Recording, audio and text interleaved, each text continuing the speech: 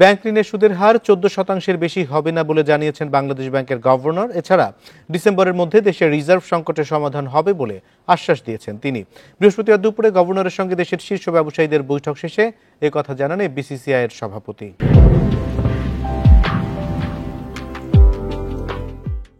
এ নিয়ে আলোচনা করতে রাজধানীর গুলশান থেকে আমাদের সঙ্গে যোগ দিচ্ছেন অর্থনীতিবিদ ওয়াজিদ হাসান শাহ। জনাব ওয়াজিদ হাসান শাহ, আপনাকে স্বাগত জানাচ্ছি। একদিকে ক্রমবর্ধমান মূল্যস্ফীতি, এর মধ্যে আবার মেট্রো রেলের ভাড়ায় যুক্ত হচ্ছে 15% ভ্যাট। ভোক্তার জন্য এটি তো বাড়তি চাপ। আপনি এখন যদি মেট্রো রেলের ভাড়ার কথাটা চিন্তা করেন, এইটা অব্যাহতি যদিও আগে দেওয়া ছিল, মানে এমন কোনো আশ্বাস আমাদের ছিল না যে কখনোই ভ্যাট আরোপ হবে না।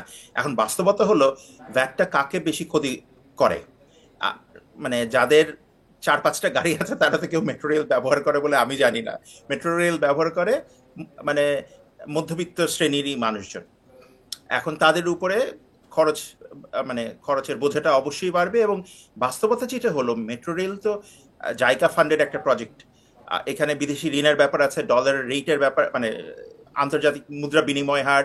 আমরা দেখেছি যে ডলারের বিনিময় হার যেহেতু বেড়ে গেছে টাকার এগেনস্টে, তখন খরচ যখন বেড়ে যায় তখন সরকার এখন বাধ্য হয়ে চিন্তা করছে কিভাবে এরা এই খরচটা উঠানো যাবে। সুতরাং এইটা কোনোভাবে অস্বাভাবিক নয়। ওরা যে ভাড়া বাড়ায়নি, আপনি যদি সরকারের দৃষ্টিকোণ থেকে চিন্তা করেন তাহলে এটাই হয়তো অস্বাভাবিক বলা যেতে পারে। এখন আমি বলতে পারি যে ভ্যাট 15% করার কি দরকার আমাদের মতো একটা দেশে।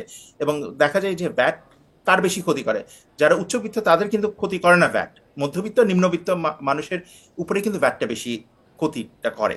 এবং তার মধ্যে আমাদের যেহেতু অলরেডি ইনফ্লেশন 10%-এর মতো, অনেক বেসরকারি গবেষণা সংস্থা বলে 10%-এরও বেশি।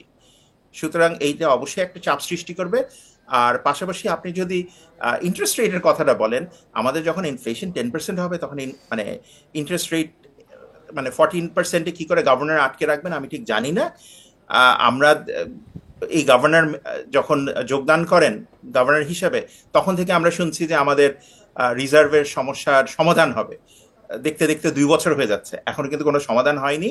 বরং হয়তো আগে 1 টাকা এরকম করে 1 টাকার মতো করে বাড়াচ্ছিল বিভিন্ন পর্যায়ে ডলারের রেট টাকার এগেনস্টে, কিন্তু এখন বাধ্য হয়ে আইএমএফ এর চাপে পড়ে সম্ভবত আইএমএফ এর লোন ছাড়ার জন্য এক টানে প্রায় 7 টাকা অবমূল্যিত হয় টাকাটা ডলারের এগেনস্টে। এবং আপনি ব্যাংক সুদের হারের কথা বলছিলেন, এই যে বাংলাদেশ ব্যাংকের গভর্নর যেটি বললেন যে ব্যাংক ঋণের সুদের হার 14%-এর বেশি হবে না, এই সুদ হার কিসের ভিত্তিতে নির্ধারণ করা হবে এবং এতে ভোক্তার কথা কি আদৌ বিবেচনা করা হয়? মানে এখানে ভোক্তার কথাটা বিবেচনা করে কি করে সুধার করা যাবে।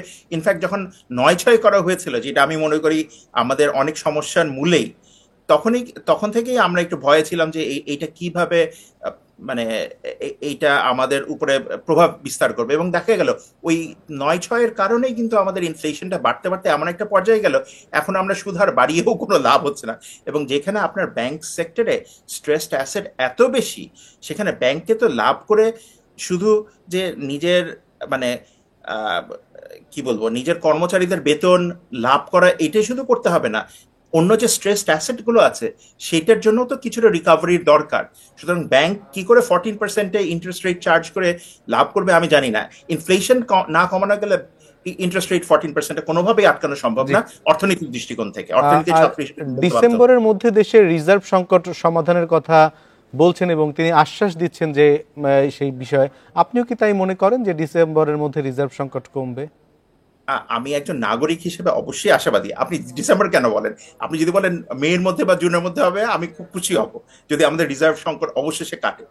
এখন বাস্তবতা হলো মার্কেট রেটের কাছাকাছি, কিছুটা হলেও কাছাকাছি আমাদের ডলার রেট যাওয়াই অবশ্যই সুবিধা হওয়ার কথা। ইনফ্যাক্ট 117 করে যদি আমরা ডলারের রেটটা এখন ধরি, 2.5% প্রণোদনা নিয়ে প্রায় 120 টাকা হয়ে যাচ্ছে।